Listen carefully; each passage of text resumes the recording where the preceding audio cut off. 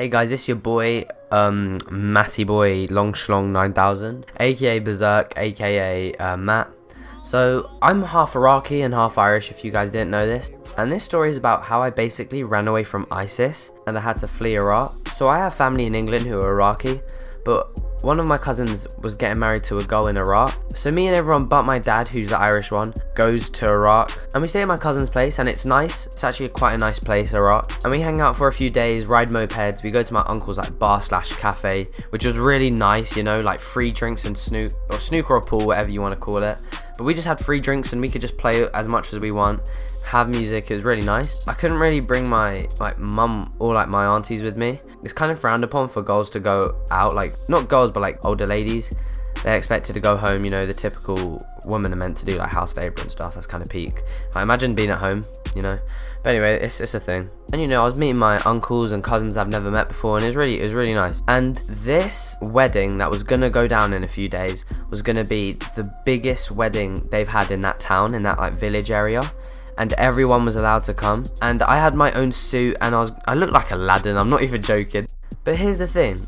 I told you them good things, but every about half an hour you'd hear 1 or 2 bangs from a far distance. And I would ask my mum what it was, but because I was 14 I was a bit gullible. So she said it was just fireworks because they pushed ISIS to the border, so the military were happy and they were just letting off fireworks, which was rubbish. It was actually just cannons. So about 3 nights in, me and my cousins and my uncles and my aunties and my sisters and my mum, we're all in the front room of the house we're staying at, dancing to their music, like doing their traditional dances and all of that. And my auntie's on the phone and she's looking quite worried. I wasn't really concentrating on her, I was just trying to learn these dances, and I can actually do them pretty well, just saying, you know, pretty professional. So at this point my auntie gets off the phone and speaking Arabic to my whole family, but I don't know how to speak any Arabic. I only know like a few words. So me and my sisters are confused. My whole family starts to go onto the roof of the houses, and in Iraq, well, with some of the houses, the ones where we were, the roofs are flat, so you can take the stairs to the top of them where there's like the generators and stuff. And when we got up there, this is the middle of night by the way, the whole of the town are also on their roofs looking outwards, and everyone's looking towards the desert. And I looked out there and I could see little reddish, orange and yellow little pixels, and you couldn't tell what they were just like little glistening lights. That's what it looks like from a really far distance. So I asked my auntie what they were, and they were just saying that it's just desert fires because it gets really hot and everything. So I wasn't worried, but my sisters didn't believe any of it. One's 3 years older than me, one's 6 years older than me, something like that. But we ended up coming off the roof and sitting in the room, and my auntie ended up coming clean to us and saying it was actually ISIS, yeah, ISIS, setting the whole town on fire next to us. So a few miles down, ISIS were there blowing up and like burning cars, and that was actually in the news. So we actually had the choice, not my sisters, but like the whole family chose. We could leave right then, why wouldn't you? Don't risk it. Or stay later in the day and listen to the church bells as like an alarm. If I did wait till the church bells, me and my family, God knows what would have happened to us. They would have captured us, because that's when they came, but most likely we'd be dead by now. It's crazy to think, like, imagine being beheaded or something messed up happens to us. And there's a poor family across the road that had 2 kids. And we took them in our car because they don't really have one. And we had 2 cars, by the way. And I'm sitting in the boot, which is it's pretty big. And I'm sitting in there with my 2 cousins, my sister, and that poor boy from across the road. And what I found quite sad, my little cousin, who's pretty young, she's explaining to the poor boy, he's called Frank, what's happening. She understands that is ISIS. She was saying things like, oh, they're evil, and they're just trying to take over and destroy people's lives and homes and everything. And the boy was confused and pretty upset. But just to think that she knew that is pretty upsetting. And just to think a young kid that knows about such evil is pretty upsetting. And she was so strong about it. So later I ended up finding out that Frank's parents were actually quite abusive. And like he was actually just a good kid. After hours of driving to the city, I think it's called Baghdad. Okay, wait, let me mute my phone. Which took so long because thousands of other families were fleeing as well. We reached a checkpoint where they had to search the car and actually check if we were Muslim or Christian. And if you were Muslim, I believe to enter the city you were questioned and had a full background check everything you have. Or you would go to this camp on the side of the road and not actually enter the city, which was kind of mean. So we make it into the city, and I believe ISIS were a bit scared of Turkish people, which were most of the people in that city.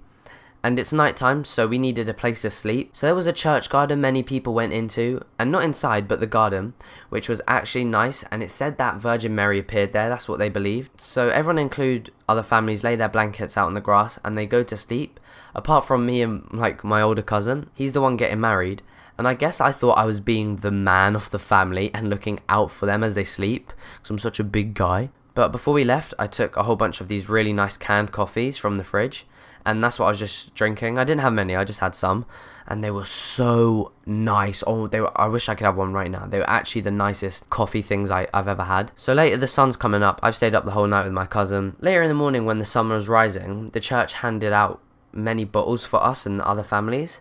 But because it gets very hot in Iraq, everyone went into a hall, which we were allowed into, and put like covers on the floors as beds. But I still didn't get any sleep for the whole day. The hall called up ladies that could cook and anyone that wanted to pay or donate to get the whole of the hall some food. So my uncle, looking flash, he gave a lot of money. I don't know how much, but it was enough for him to complain to the main guy that our family didn't get any food, which was a bit of a piss take, I can't even lie.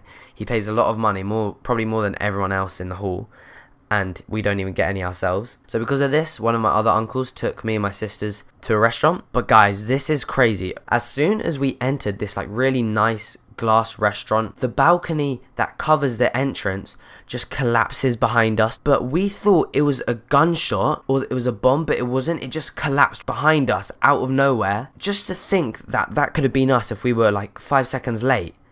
That could have been us. So that must have been a sign to get the fuck out of Iraq. So we went to an Indian restaurant instead.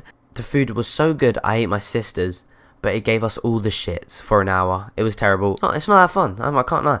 Not that fun to get the shits. So now, long story short, we got a hotel room for the third night, and we took an emergency plane home, which was actually so good. It was a nice big jumbo jet. But we were so late getting onto the plane.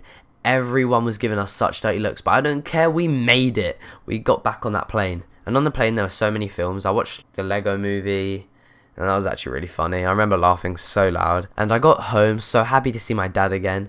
And my sister cried when she saw her boyfriend. And it was quite emotional. That was the most emotional point, just knowing that we got back from that. We could have died. ISIS could have killed us. God knows what would have happened to us, my family. I also forgot to say I had to take a little bag of just essentials. So I took my iPad, one pair of clothes, and my money. And I left my suits there, my clothes, everything. And I found out 80% of the house I stayed in, which is my cousin's, was burnt down. I don't know what happened to my uncle's cafe. Yeah, but at least we were all safe. And what was pretty cool was when I got back home, firstly my uncle from Ireland was there, which was amazing. But we were getting our kitchen redone. So the microwave, the fridge, everything where I could eat junk was right next to me in my front room where I was playing Xbox. And I could grab something from the fridge and then put something in the microwave from an arm's length, and it was so amazing. I remember just playing Dishonored, and it was so good. Yeah, but guys, that was a bit of a serious story, but at the same time, it's crazy to have such an amazing story to tell like this. So I thank you guys for listening. If you did enjoy it, leave a like, go berserk in them comments. Tell a friend if you're that bit extra and you're an amazing person. I love everyone that watches these videos, fan or not. You guys are amazing, and I'll see you guys later. Peace out.